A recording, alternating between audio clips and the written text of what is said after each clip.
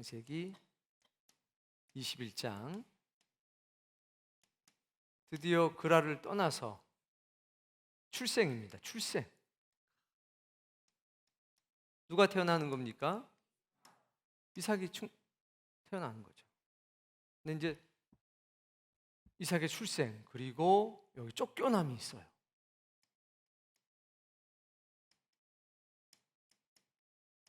이삭은 나고 이스마엘은 쫓겨납니다.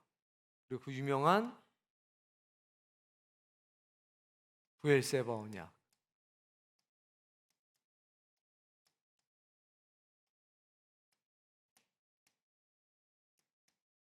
중요한 건 이 출생, 그리고 브엘세바 언약이 중요합니다. 자, 이 21장 1절은 너무나 감격적인 말씀으로 시작되는데요. 여러분 이걸 믿으셔야 되고, 오늘 제일 중요한 거는 바로 이 1장 1절입니다. 말씀하신 대로라고 하는 이 말이 너무 감격적이에요. 자, 이제 그랄 가서 여러 가지 일들이 있었고, 사라도 어떻게 보면 공범인 거잖아요. 공범이에요. 막 이런저런 일들이 많이 있었는데, 하나님은 다 마무리 짓고 나서 21장이 이제 어떻게 시작이 되냐 읽어봅시다. 여호와께서 말씀하신 대로 사라를 돌보셨고. 자, 말씀하신 대로 돌보셨다. 누구 돌봤어요? 사라. 아브라함만 돌본 게 아니라 사라도 돌본 거죠. 돌보셨어요. 그랄에서도 돌보신 겁니다. 뭐 하신 대로? 말씀하신 대로. 하나님의 말씀은 그 자체가 언약인 겁니다. 말씀하신 대로 사라를 돌봤다. 공동정범인 사라를 하나님 돌보신 겁니다. 그랄 땅에서, 블레셋 땅에서 돌보셨어요. 돌보셨고, 그 다음에 여호와께서 말씀하신 대로 사라에게 행하셨으므로. 그렇게 외부로부터만 이렇게 막아준 게 아니라 하나님이 또 하실 일들을 또 하신 거죠. 어떻게 하셨냐? 하나님의 능력으로 아브라함의 육체도 회복시켜 주시고, 사라의 육체도 회복 주셨어요. 그 생명의 신비를 나타나신 거죠. 이 은혜입니다. 때때로 하나님의 놀라운 은혜는, 섭리는 쇠약한 병든 우리의 육체도 회복시키시기도 한다는 것을 기억하셔야 됩니다. 언약을 성취해야 되는데 육체가 걸림돌이 되면 그 육체도 회복시켜 주십니다. 마음도 회복 주시고 영도 회복해 주시는 아주 놀라운 역사. 말씀하신 대로 하나님께서 여러분을 돌봐주시길 원하고, 말씀하신 대로 하나님께서 여러분들에게 행하시길 바랍니다. 여러분도 흔들리더라도 최소한의 것은 지켜주셔야 돼요. 근데 또 무조건 돌봐주신다니까 넘어서는, 안 될 선을 넘어가서는 안 된다는 거죠. 내가 지켜야 될 선은 지켜야 돼요. 야, 여기서부터 여기까지는 괜찮아 했을 때, 괜찮다는 데까지는 이제 괜찮은 거예요. 여기까지는. 그랄 땅에 가서 실수하는 것까지는 괜찮은 거죠. 모든 실수가 괜찮다는 것은 아니죠. 그 선을 잘 지키는 사람이 되시기를 바랍니다. 그래서 어떤 일이 있었냐? 2절 말씀. 사라가 임신하고 하나님이 말씀하신 시기가 되어. 이렇게 하나님께서 말씀대로 돌봐주시고 행하셨더니 이제 어떻게 돼요? 사라는 임신. 사라는 임신을 하게 됩니다. 그리고 또 아들을 낳아요. 뭡니까? 출산. 낳는 거죠. 출생은 태어나는 거고, 중학교 애들 잘 들어야 돼. 출생은 낳은 거야.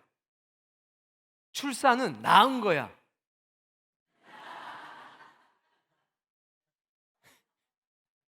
이거 다른 걸 알아요? 끝나고 꼭 확인을 좀 해봐요.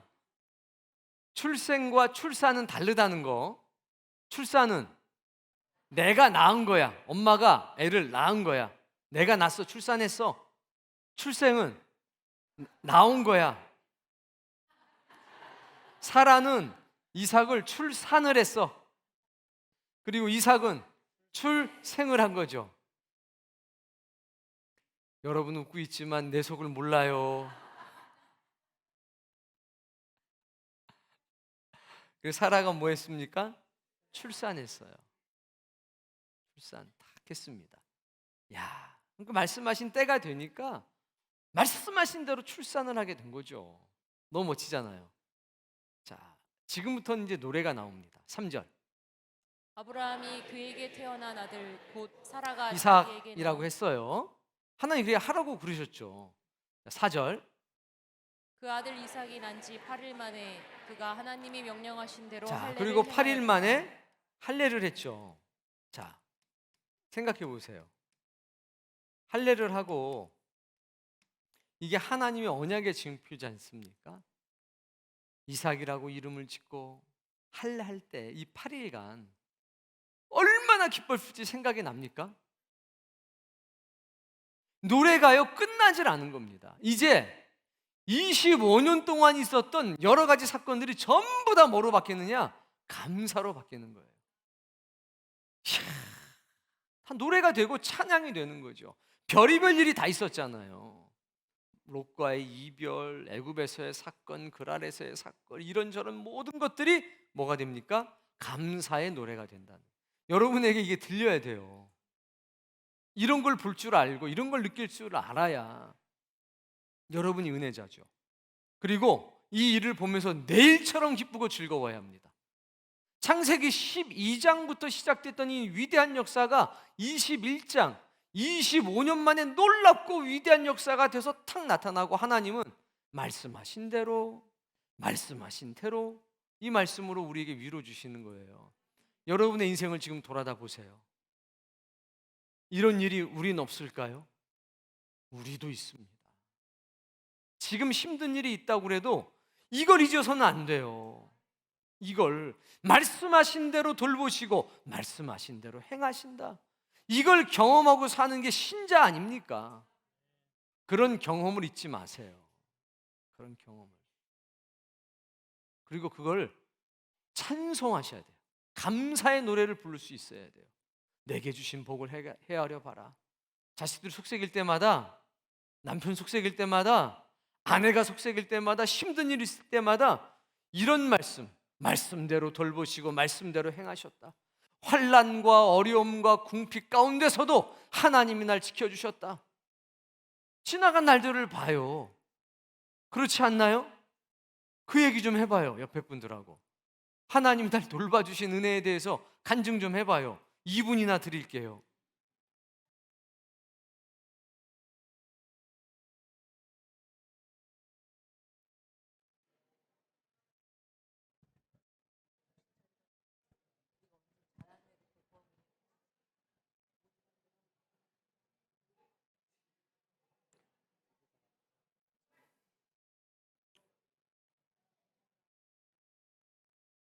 우리 저기 찬송도 한 곡 합시다.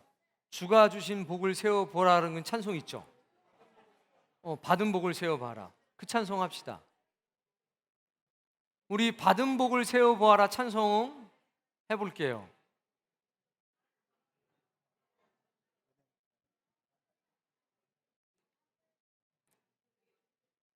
자, 그런 간증이 여러분 있지요? 그러면 하나님이 베푸신 그 은혜에 비교하면 지금 내가 겪고 있는 일들은 어떻습니까? 받은 은혜가 큽니까? 내 문제가 큽니까? 그러면 지금 받는 고난은 무시하세요. 받은 복을 세워보아라라는 찬양을 한번 해보도록 하겠습니다. 뭐 띄우겠지요, 뭐 어떻게든지. 세상 모든 풍파 너를 흔들어. 이게 몇 절인가요? 4절? 4절? 3절? 우리 힘차게 찬송합시다.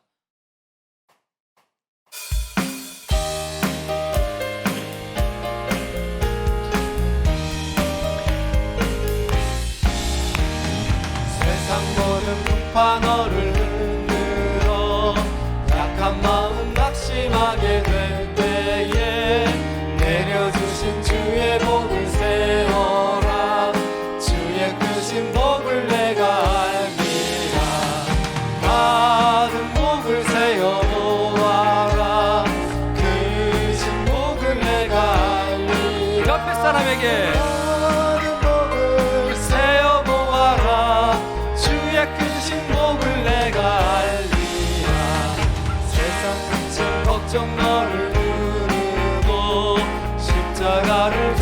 가지고 나갈 때 주가 내게 주신 복을 세어라.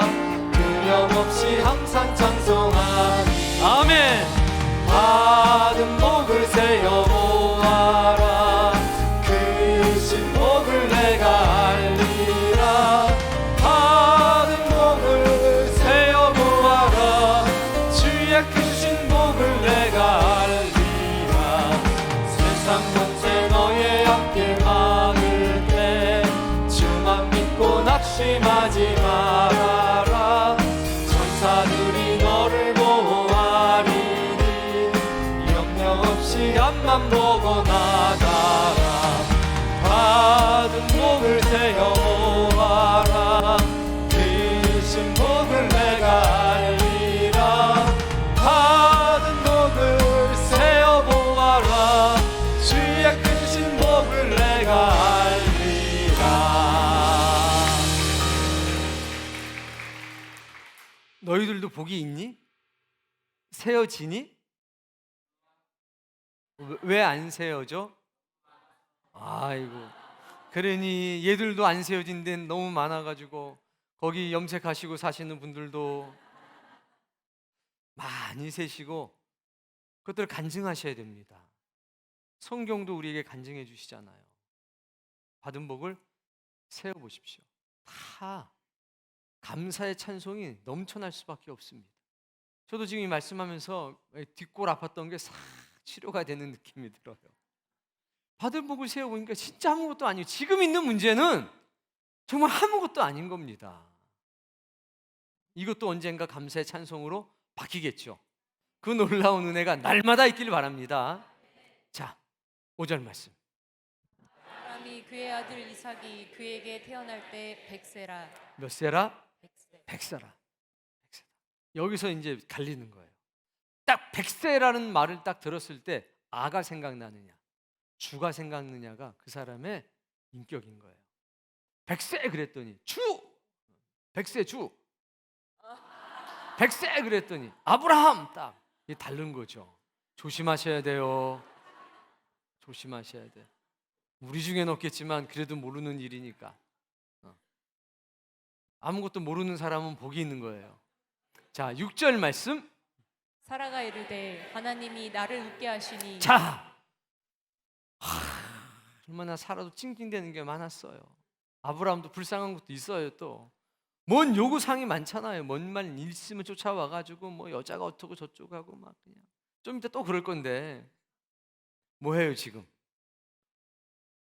하나님이 나를 웃게 하셨다. 여러분이 간증이 있기를 바랍니다. 웃음도 종류가 있어요. 아유, 정말 TV보다 나 웃어 죽을 뻔했어. 이게 아니라 하나님이 나를 웃게 해주셨다. 하나님이 나를 기쁘게 하셨다. 하나님이 이 문제를 해결해 주셨다. 하나님이 나를 도우셨다. 이거 얼마나 감사합니까? 오늘 여러분에게도 이런 웃음이 있기를 바랍니다. 듣는 자가 다 나와 함께 웃으리로다. 너무 좋은 거죠. 7절.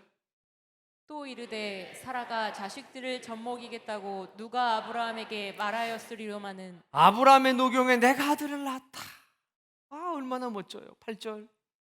아이가 자라매 젖을 때고 이삭이 젖을 때는 날에 그 즐거움이 이제 계속 된 거죠. 여러분 남자들 다 기도하셔야 돼요. 하나님 내 아내에게 하나님의 웃음을 주옵소서. 얼마나 가정이 행복하고 평안한지 모릅니다. 기도하셔야 돼요. 두려워하지 말고 기도하십시오.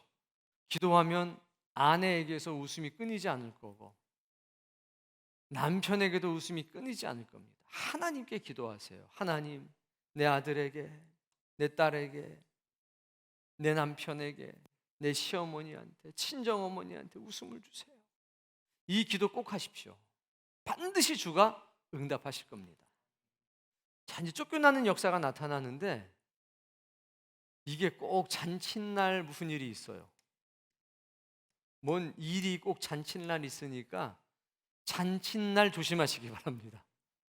조심하셔야지 잔칫날 큰일이 나요.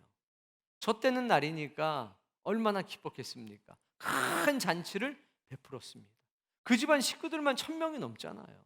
어마어마한 거죠. 9절. 사라가 본즉 아브라함의 아들 애굽 여인 하갈의 아들이 이삭을 놀리는지라. 자, 이스마엘을 말하는 거 보세요. 아브라함의 아들인데 동시에 뭐라고 얘기합니까? 애굽 여인. 애굽 여인. 애굽 여인의 아들이라고 하는 거예요. 이스마엘인데 성경은 간단하게 이스마엘이라고 쓰지 않고 복잡하게 기록하고 있는 거예요. 강조하고 싶은 건 뭐냐면 아브라함의 아들이긴 한데 끝나질 않고 애굽 여인의 아들이라고 표시하는 거예요. 짬뽕이라는 거죠. 혼종이라는 거죠. 잡족이라는 거죠. 한마디 말하면 잡족이에요. 혼종이고. 출애굽 과정에도 잡족에 나오잖아요. 그러니까 영혼의 정결을 지키는 게 얼마나 중요한지 모릅니다. 뭐 합니까? 놀립니다. 누구를? 이삭을. 나이 차이가 14살이에요. 왜 14살이죠? 얘들아, 왜 14살 나이 차이가 나지? 14년이면 뭐 나이가 몇 살이었는데 아브라함이? 응? 그렇지. 86세 때 낳았거든요. 근데 지금 100세니까 14살 차이가 나는 거예요. 온열 햇빛도 다른데 이 나이 때에 14살 차이가 나니까 여기 5살이면 여기는 거의 20살이고 여기 만약에 1살이면 여긴 15살인 거예요. 이해 되시죠? 당연히 놀리죠. 아니, 조심해서 해야 돼. 놀리면 안 돼, 애들. 애들 놀리지 말아라. 이렇게 돼. 쫓겨나는 수가 있단 말이야. 조심해야 돼. 특히 잔칫날. 자, 10절. 그가 아브라함에게 이르되 이 여종과 그 아들을 내쫓으라. 그러니까 사라는 툭 하면 결론이 나 있어. 쫓으라 이거지. 뭔 일만 있으면 그냥 나가라 이거야. 누구한테 가서? 내쫓으란 말이야. 쫓으라고 또 그런 거예요. 그러니까 여자를 조심하셔야 됩니다. 여자를 절대로 화나게 하시면 안 돼요. 다 나가라고 그래요. 김씨 다 나가 하면 이제 다 나가야 돼. 절대 자기가 안 나가요. 박씨 다 나가 그럼 박씨들 다 나가야 되는 거예요. 무슨 얘기인지 아실 거예요. 집안에 성씨가 어떻게 되어 있는지 나가라 이거예요. 근데 이거 뭐 애굽 여인 여자 내쫓으면 말도 안 되는 거죠. 이건 쉬운 거예요. 나가 내보내. 이 종의 아들은 네 아들이지만 내가 볼 땐 종의 아들이야 이렇게 얘기하는 거야. 네 아들이라고? 아니 종의 아들이야. 여자 이렇게 무서운 거예요. 내 아들 이삭과 함께 기업 재산 한 푼도 못 얻어. 지금 누굴 건드려 지금 누굴? 잔칫날 조심하십시오. 딱 걸렸어요. 자, 그랬더니 우리 하나님 너무 멋져요. 자, 11절. 아브라함이 그의 아들로 말미암아 그 일이 매우 근심이 되었더니. 하여튼 남자들이요 아주 쪼잔해요. 또 근심하고 있네. 근심은 뭐예요? 이거를 내보내자니 부인이 너무 무섭고 이걸 아니지 내보내자니 그냥 그거 있죠. 안 내보내자니 부인 무섭고 근심해요. 이게 무슨 걱정거리인가? 안 그래요? 걱정이 많은데? 자, 근심하고 있었어요. 근심할 거리도 아닌데 오늘 근심거리도 안 되는 것 때문에 근심하지 마십시오. 근데 하나님이 너무 멋지신 거예요. 우리 하나님이. 12절. 하나님이 아브라함에게 이르시되 내 아이나 내 여종으로 말미암아 근심하지 말고 사라가 내게 이른 말을 다 들으라. 근심하지 말라. 여종 때문에 근심하지 말라. 자, 하나님 너무 정말 죄송한 표현이지만 너무 지혜로우신 거죠. 야, 그 여종 어떻게 된 거니?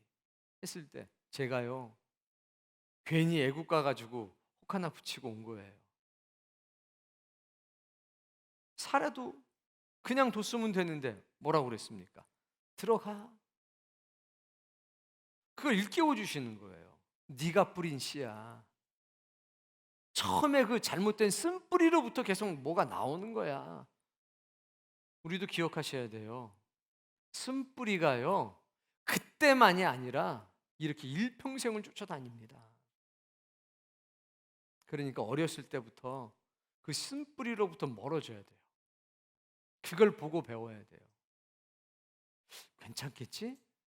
뭐 하다 보면 실수하겠지? 당연히 살다 보면 실수하죠. 근데 실수한 그걸 보세요. 이게 25년이 지나서 몇 년이 더 지났는지도 모르고 이게 계속 따라다니잖아요. 그걸로 안 끝나요. 인류 역사 계속 물고 들어오잖아요. 조심들 하셔야 돼요. 근심하지 말라. 이런 것 때문에 근심하지 마 하고서 뭐라 그래요? 뒤에 말씀이 너무 중요해요. 들어라. 뭘 들어요? 아내 말 들어라. 아내 말 들어라. 아무거나 다 들으라는 건 당연히 아니죠. 그게 하나님의 섭리에 맞았다 이거예요. 근심하지 말고 들어. 잡족에게, 혼종에게 마음 뺏기지 마라. 그리고 뭐라고 그러시냐면 다시 상기시키는 거예요. 이삭에게서 나야 너 씨야. 이걸 지금 몇 번 말씀하시는 거잖아요. 이삭으로부터 나야 너의 씨야. 이게 진짜야. 이게 진짜 씨야. 얘는 아니야. 다시 확인시켜 주는 겁니다. 본질이 뭔지를 여러분 기억하셔야 돼요. 인간의 정? 그거요. 잘라낼 수도 있어야 됩니다. 하나님 간단하잖아. 왜 근심해? 네 아내 말 들어. 아니 그 전에는 어떤 일이 있었어? 옛날에 그 하갈이 막 덤비니까 저 여자가 말해 날 막 어쩌고 하니까 아브라함이 누구 종이요? 내 종이다. 그랬더니 그럼 네 맘대로 하세요 하니까 당장 쫓아냈잖아요. 근데 왜 지금은 근심하냐 이거예요. 정이 든 거거든.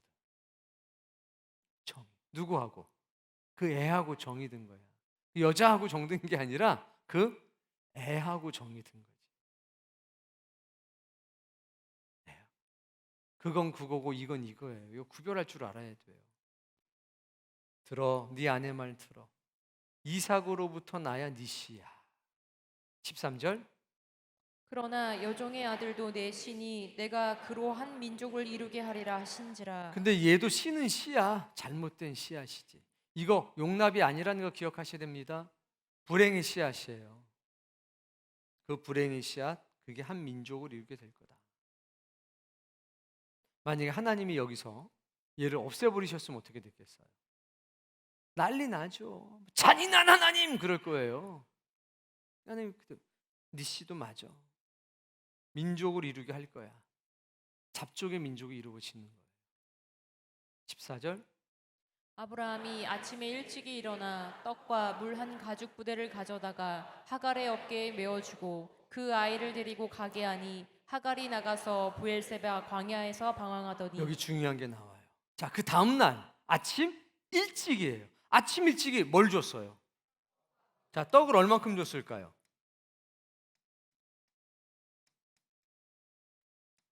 떡을 얼마나?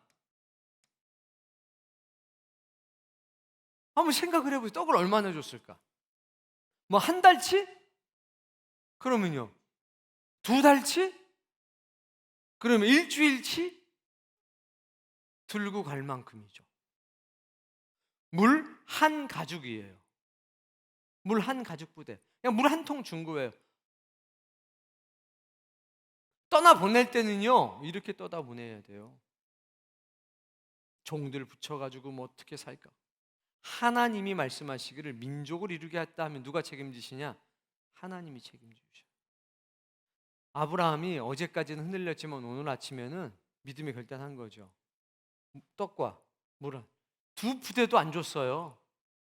그래, 자 네가 한 부대, 한 가죽 부대, 자 네가 하나, 이렇게 하질 않았다고요. 떡 그리고 물.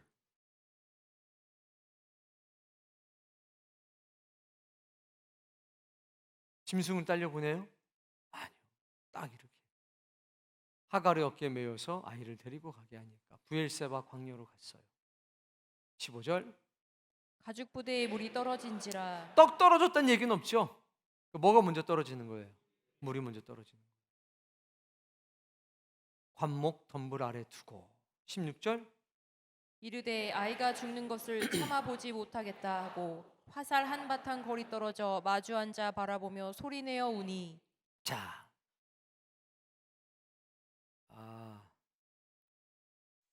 이 얘기를 해드릴게요. 여러분의 수준을 감안하면 안 하고 넘어가야 되는데 내 수준을 감안해서 해드립니다. 자, 화살 쏴서 떨어질 만한 거리니까 꽤 먼 거리까지 간 거예요. 애는 관목 숲을에다 누구서 어떻게 됐어요? 마주 앉아 바라보면서 소리내서 울었어요. 이제 죽는구나. 내가 재주고 어떻게 하나. 자, 17절. 하나님이 그 어린아이의 소리를 들으셨으므로. 자, 보세요. 하나님이 하갈의 울음소리를 들으셨답니까? 아이의 소리를 들었답니까? 글씨를 너무 크게 썼네. 자, 우는 건 누구예요? 하갈이 울어요. 하갈이. 그런데 하나님은 누구 소리 들으셨어요? 이스마엘의 소리를 들으셨어요. 아이의 소리를 들었어요. 아이의 소리를 들었으므로 하나님의 사자가 하늘에서 하갈을 불러요. 자, 근데 또 부르는 거, 대답은 누구하고 해요? 응답은 또 하갈한테 주시는 거예요. 두려워하지 말라. 하나님이 저기 있는 저 아이의 소리를 들렀다. 그러면 물음표 하나. 울긴 누가 울었는데? 하나님은 누구 소리 들으셨대요? 이스마엘의 소리를 들으셨대요. 어떻게 된 거죠?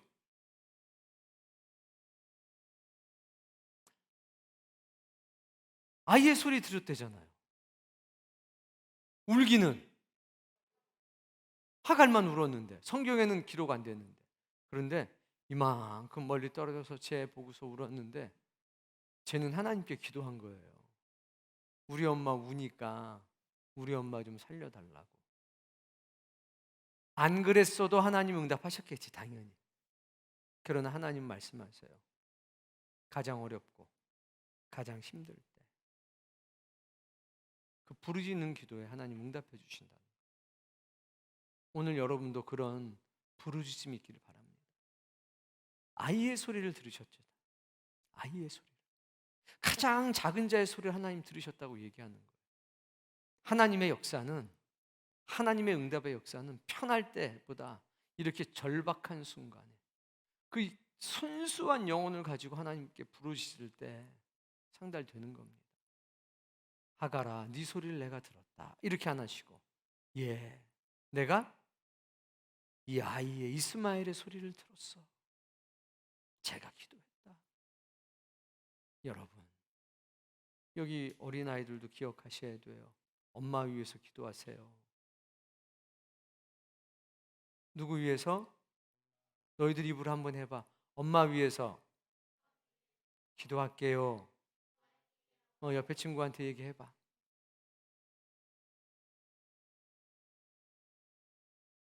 너희들도 해. 뭘 멀뚱멀뚱 보고 있어. 그리고 집사님들도 해요. 엄마 있잖아요. 엄마 있는 사람들은 다 해서요.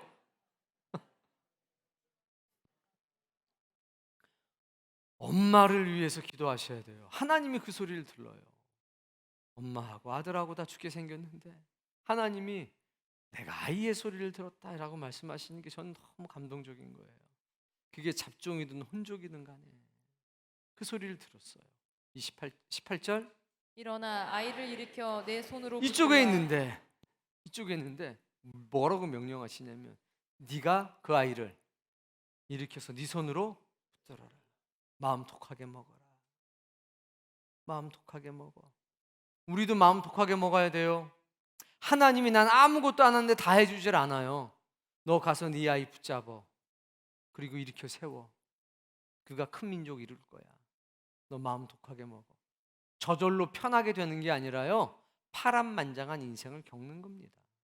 근데 재밌는 게 19절부터 보세요. 눈이 밝아졌어요. 갑자기. 누가? 갑자기 눈이 밝아졌어요. 뭐가 보입니까? 샘물이 보여요.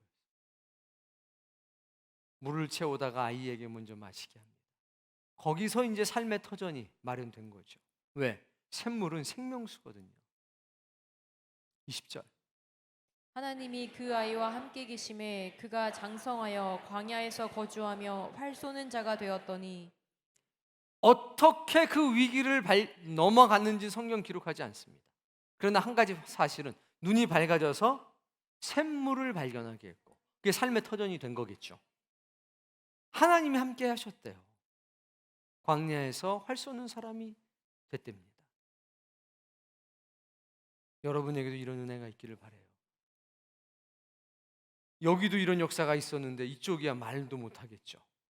21절. 그가 바란 광야에 거주할 때에 그의 어머니가 그를 위하여 애굽 땅에서 아내를 얻어 주었더라. 자, 바란 광야니까 애굽까지 가려면 위치 따라 다르겠지만 바닷길로 가더라도 한 일주일 정도 가야 돼요. 그런데 애굽 땅까지 간 거예요. 누가? 하갈이. 거기 여자 하나 구해다가 자기 며느리를 삼은 거죠. 여러분 같으면 어디로 가셨겠어요? 아브라함한테 다 자기 고향, 마음의 뿌리 있는 곳으로 가는 거예요. 여러분의 마음의 뿌리가 어디에 있는지를 생각해 보십시오. 그리고 그 마음의 뿌리가 어려서부터, 젊어서부터 굳건하게 박혀 있어야 합니다. 그러면 반드시 하나님께로 돌아가게 돼 있고 반드시 하나님의 영광을 위해 살게 돼 있습니다. 우리에게 정말 중요한 게 뭔지 아십니까? 하나님께 부르짖는 사람이 되게 해야 돼요.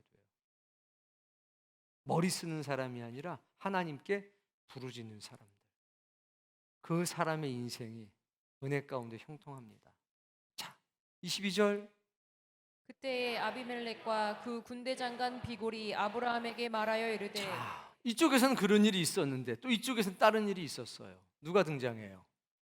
아비멜렉과 비골. 왕이 그냥 안 오고 군대 장관, 싸움 제일 잘하는 사람 데리고 온 거예요. 자, 그런데 이 말을 잘 기억해야 돼요. 부엘, 세바. 부엘은 세바는 우물. 직역하면 7개의 우물이란 뜻이에요. 의역하면 맹세의 우물. 그게 부엘세바예요. 이 시작이 이렇게 되는 겁니다. 아비멜렉과 비골이 찾아와요. 첫 번째 말이 뭡니까? 증거예요. 증언. 하나님이 너와 함께 하신다 라고 하는 증언을 하는 거죠. 외인에게 증거를 얻은 겁니다. 23절. 그런즉 너는 나와 내 아들과 내 손자에게 이거를 해석하면 어떻게 됩니까? 해석 한번 해봐요. 23절 해석해서 옆에 사람에게 일러줘봐요. 한마디로.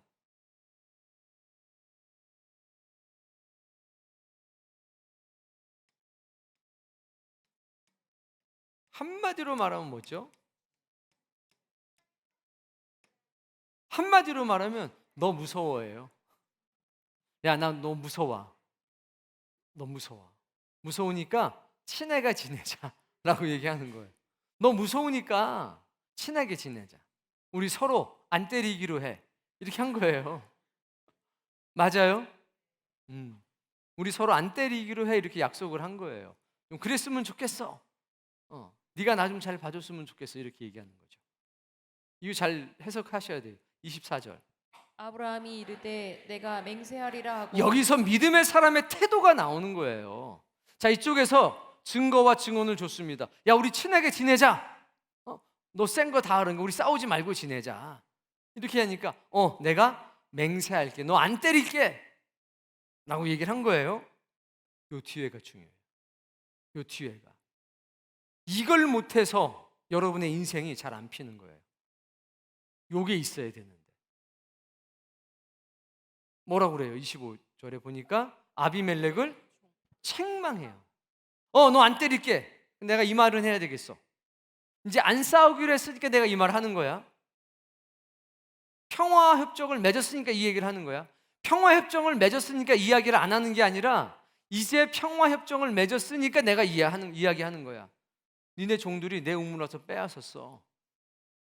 내가 그냥 빼앗긴 게 아니라 사실은 그냥 준 거지. 내가 그대로 쳐들어가 가지고 너희들 전쟁을 일으킬 수도 있었어. 근데 내가 하지 않은 거야. 너 그 사실 알고 있어야 돼. 라고 얘기를 한 거죠. 이렇게 말할 수 있어야 돼요. 근데 그 말을 못하지. 특히 우리 교인들이 이거 잘 못해요. 그래서 어려운 거예요. 그래서 힘든 거예요. 구별을 못하죠. 평화협정 맺어야죠. 당연히. 그런데 너 이런 일이 있었어. 이거 기억해야 돼. 내가 모르는 거 아니야? 날 괴롭혔어. 근데 내가 그냥 참고 인내한 거야. 너 그 문제를 돌아가면 너 해결해야 돼 반드시. 네가 먼저 오게 되면 다시는 이럴 일 용납하지 않을 거야 라고 얘기하는 거예요. 이 이해가 되셔야 되는데 26절 아비멜렉이 이르되 누가 그리하였는지 내가 알지 못하노라. 근데 뭐래요? 모른대죠? 이걸 뭐라 그럽니까? 오리발이라고 하는 거예요. 너도 나한테 말 안 했잖아.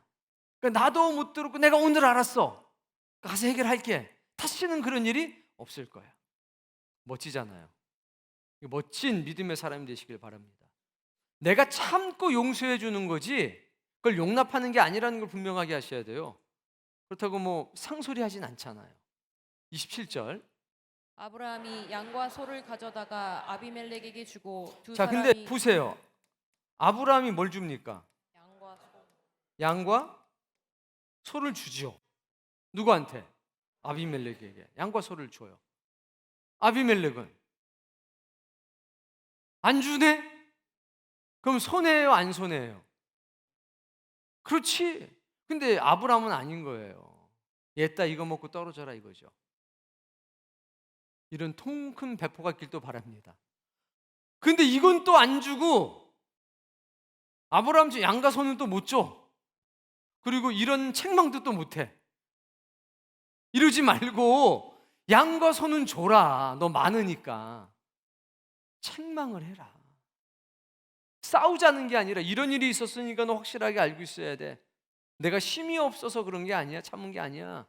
몰라서 그런 게 아니야. 네 입으로 먼저 말했지. 먼저 공격하지 않으면 공격 안 한다고 내가 그 약속 지키겠다고. 근데 너희가 다시 한번 해코지 하면 그때는 가만히 안 있을 거야. 확실하게 하자고 하고서 센 사람이 줘버린 거예요. 양과 소를 내가 선물로 너 줄게. 여러분 이게 주는 자가 복이 있습니다. 이게 멋져야 돼요. 이게 불평등한데 왜 서로 주고받아? 이게 아니라 아브라함이 베푸는 거예요. 자, 언약을 세웠으니까 양과 소 가져가. 내가 줄게. 선물이야. 두 사람이 서로 언약을 세워요. 자, 그러면 힘의 관계는 이미 아브라함 쪽으로 기울어져 있잖아요. 그런데도 불구하고 지금 아브라함이 베풀어요. 모르는 사람이 보면 아브라함이 약한가? 저거 그냥 이번 기회에 그냥 버르장머리를 고쳐야 되는데 라고 하겠지만 이미 힘의 균형이 어긋난 상태, 기울어진 상태에서 베풀 때 모든 사람을 아는 거죠. 아브라함이 큰 사람이구나. 그럼 그걸 받아가는 아비멜렉은 가가지고 야 내가 아브라함한테 가서 양과 소를 뺏어왔어? 이렇게 얘기할 수 있을까요? 선물로 받았어 이 정도 하겠죠. 종들이 볼 때 어떤 생각할까요? 심각하게 한번 깊이 생각을 해보세요. 이걸로 또 안 끝나요. 딱 언약이 끝나고 났더니 28절에 아브라함이 7 암양 새끼를 따로 놓으니 7 암양 새끼. 그러니까 수컷은 동물들은 별 쓸데가 없나 봐요. 왜? 새끼를 못 낳으니까. 수컷이 100마리 있으면 뭐해? 아무 쓸모가 없어. 근데 암컷은 새끼를 낳으니까 귀한 거죠. 그래서 아주 귀한 7 암 양 새끼를 다 디스플레이 한 거예요. 29절. 아비멜렉이 아브라함에게 이르되 이 7 암양 새끼를 따로 놓음은 어찌미냐. 그러니까 이제 저속한 거죠. 이거 내 거야? 이렇게 물어. 이거 내 거야? 내 거 같은데 왜 이렇게 따로 또 이렇게 해놨어? 이거 나 줄 거 같은데 이런 거죠. 왕이에요 이 친구가 지금. 그랬더니 너무 지혜롭잖아요. 30절. 아브라함이 이르되 너는 내 손에서 이 암양 새끼 7을 받아 내가 이 우물 판 증거를 삼으라 하고. 그냥 아까 그걸로 다 할 수도 있는데 아브라함이 뭐래요? 야, 이 7마리 양으로 해서 이 우물, 그 부엘세바에 있는 그 우물, 이거 내가 판 거라는 것을 네가 증거해 가서 확실하게 해. 우물 하나는 집 100채보다 비싸거든요. 물이 없으면 농사도 못 짓고, 물이 없으면 양도 못 기르고 그런 거잖아요. 물이 있어야 되는데. 지금이야 우리 애들 그냥 땅에다가 수도꼭지 이렇게 해가지고 딱 꽂고 틀면 나오잖아, 물이. 그렇지? 다 끄덕끄덕 되잖아요, 애들이. 이게 너무 멋진 거예요. 가서 이게 수도꼭지랑 파이프 넣고서 틀어도 안 나온다, 물이. 정신 차려야 돼. 퍼포먼스 하고서 이거 가져가. 그리고 이 우물 내가 판 거라는 것을 네가 가서 다 얘기해야 돼. 딱 구별해가지고. 아브라함 너무 멋진 것 같아요. 멋져요? 여러분도 좀 멋진 사람 되시기 바랍니다. 31절. 두 사람이 거기서 서로 맹세하였으므로 그곳을 부엘세바라 이름하였더라. 그래서 7마리의 양으로 그 우물을 증거해서 부엘 세바가 된 거예요. 그냥 말뜻은 7의 우물이거든요. 의역해서 맹세의 우물이 된 겁니다. 그리고서 32절에 너무 재미있는 말씀이 이어서 나와요. 읽어보세요. 그들이 부엘세바에서 언약을 세우매 아비멜렉과 그 군대 장관 비골은 떠나 블레셋 사람의 땅으로 자, 돌아갔고. 언약을 세우고 자기 집으로 돌아갔죠. 33절. 아브라함은 부엘세바에 에셀나무를 심고. 자, 뭘 심어요? 에셀나무를 심어요. 에셀나무.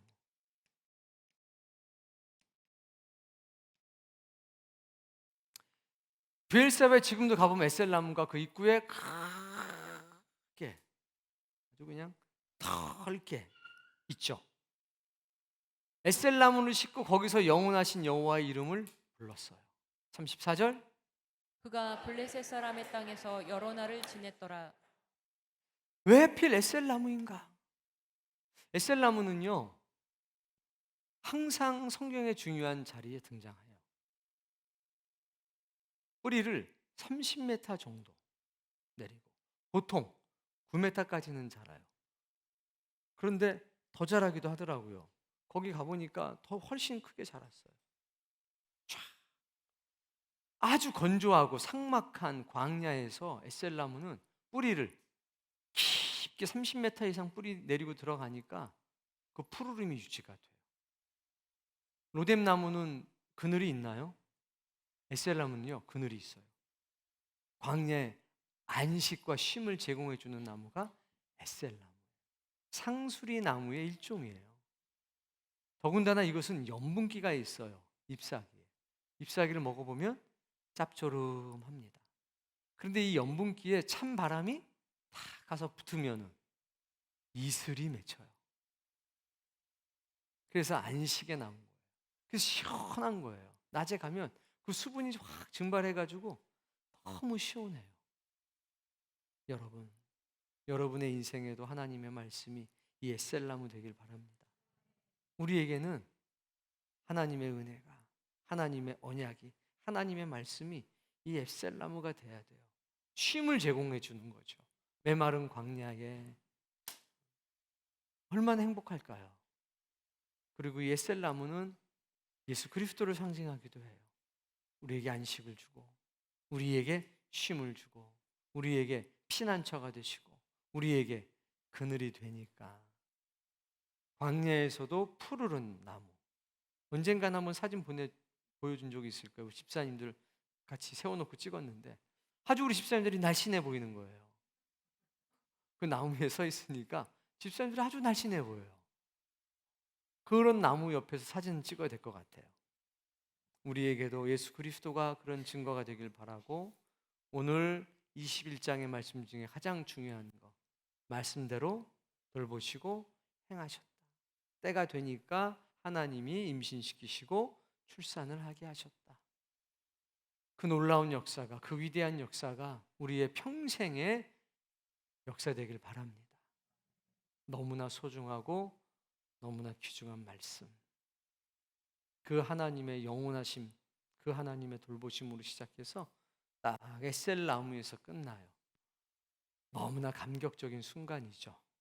오늘 예수 그리스도가 여러분의 인생에 에셀 나무가 되고 아브라함과 사라가 그랬던 것처럼 우리도 예수 그리스도 안에서 말씀대로 행하시고 말씀대로 돌보시는 그 놀라운 은혜를 다 경험하시기를 주의 이름으로 축복합니다.